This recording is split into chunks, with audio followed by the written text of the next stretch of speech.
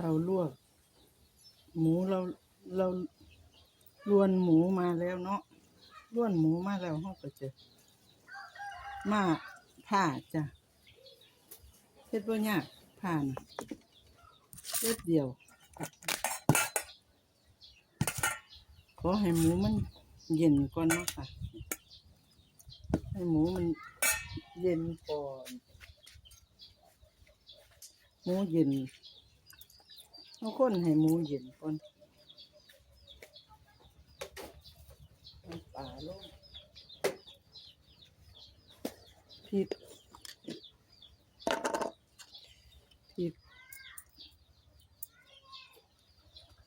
ลูกชายเพิ่นมักเผ็ดแต่ว่าพ่ออยู่กินเผ็ดบ่ได้จ้ะ